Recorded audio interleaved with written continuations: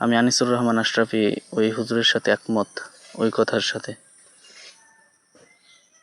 যে তুমি মুসলমান হয়ে তোমার মা মুসলমান না, তোমার বাবা মুসলমান না, তোমার পূর্বপুরুষ মুসলমান না, তো মুসলমান তুমি হয়ে তুমি বেধর্মীরকে সাপোর্ট করো, তাহলে তোমার ইমানের মধ্যে সমস্যা আছে, তোমার মুসলমানের মধ্যে সমস্যা আছে। আমি এই কথার মধ্যে একমত। আসসালামু আলাইকুম, দিস ইজ মাইমুল্লাহ রাইডার। সবাই কেমন আছেন? আশা করি সবাই ভালো আছেন। আলহামদুলিল্লাহ, আমিও ভালো আছি। আজকে একটা বিষয় নিয়ে কথা বলতে চাইতেছি, জানি না কতটুকু ঠিক হবে। আমার এ বিষয়ে কোনো রকমের ধারণা নাই, না সঠিক না ভুল, কোনোটাই আমার জানা নেই। তবুও মনে হলো বিষয়ে কিছু কথা বলা দরকার। এজন্য বিষয়টা হচ্ছে এই আর্জেন্টিনা আর ব্রাজিলের যে খেলাটা হবে সামনে, জানি না কয় তারিখে, যেহেতু আমি কোনো খেলাই দেখি না, রিয়েল লাইফেও কোনো খেলাধুলাও করি না, কোনো খেলা দেখিও না, তো আমার এটা সঠিক করে বলার কায়দা নাই যে কবে খেলাটা হবে। তবে আমি দেখি যে বাংলাদেশ হয়ে বাংলাদেশের আনাচে কানাচে কোথাও না কোথাও এই জায়গা সেই জায়গা, ছাদে, মাটিতে, ব্রিজে আর্জেন্টিনা আর ব্রাজিলের পতাকা ওড়ে। এটা কিন্তু বাংলাদেশে ব্রাজিলের পতাকা ওড়ে। জানি না ভাই, আমরা কেমন বাঙালি যে আমাদের লাল সবুজের পতাকার দেশে ভিন দেশি পতাকা ওড়ে, আমরাই উড়াই, আমরা কিন্তু বাংলাদেশি। আচ্ছা, বড় কথা এটা না, যেহেতু আমরা মির্জাফরের মতো, এটা স্বাভাবিক। কিন্তু আমার কথা হচ্ছে, আমি মুসলমান, আপনি মুসলমান, আমি নবীর উম্মত, আপনি নবীর উম্মত, কিন্তু এক মুসলমান হয়ে বেধর্মীরে সাপোর্ট করি, বেধর্মীর জন্য এত মায়া, এক বেধর্মীর জন্য জীবন দিতে রাজি হয়ে যাই, এক বেধর্মীর স্টাইলে নিজেকে চালাই। এটা কেমন কথা? এটা কেমন মুসলিম হতে পারে?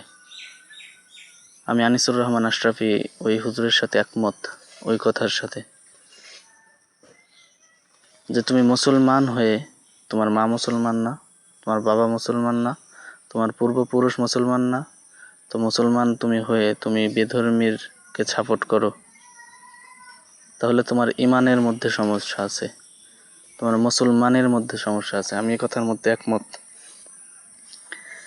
আমি ওই সমস্ত মুসলমানদেরকে ধিক্কার জানাই, আমি ওই সমস্ত মুসলমানদেরকে ঘৃণা জানাই যারা নাকি মুসলমান হয়ে বেধর্মীর জন্য জান দিতে রাজি, এক বেধর্মীর স্টাইলে নিজেকে গড়ায়, ওই বেধর্মীর স্টাইলে চুল, হাঁটা চলা, আবার তো অনেকে ওই বেধর্মীর মতো ট্যাটুও করে। আস্তাগফিরুল্লাহ। আসলে তারা তো মুসলমানই না, অথচ আমি একজন মুসলিমের ঘরের আমি জন্মগ্রহণ করেছি। সে বেঈমান, সে কাফের, আমি সেই কাফেরের জন্য উঠে পড়ে লাগছি তার মহাব্বাতে, তার ভালোবাসায়। তাকে ভালোবেসে আমি আমার দেশে লাল সবুজের পতাকার দেশে আমি ব্রাজিল আর্জেন্টিনার পতাকা ওড়াই, ওই এক কাফেরের জন্য, এক বেঈমানের জন্য, এক জাহান্নামীর জন্য আমি এগুলা করি। বুঝছেন? এই হচ্ছে আমাদের অবস্থা। আর এটা স্বাভাবিক তো, আমরা তো অন্যকে রাজাকার বলে একেবারে তোলপাড় লাগিয়ে দিই, নিজেই তো রাজাকার। আর কাকে কি বলবো? নিজেই তো বড় রাজাকার। নিজে রাজাকার না হলে কি আমার দেশে অন্য আর এক দেশের পতাকা উঠতো? আমি যদি দেশপ্রেমী হতাম তাহলে আমার দেশে অন্য দেশের পতাকা উঠতো? আমি যদি মুসলমান হতাম তাহলে কি বেধর্মীকে সাপোর্ট করতাম? আমি যদি খাঁটি ইমানদার হতাম তাহলে কি ওই বেঈমানের মহব্বতে পড়তাম? ওই বেঈমানের স্টাইলে আমি নিজের স্টাইল পরিবর্তন করতাম?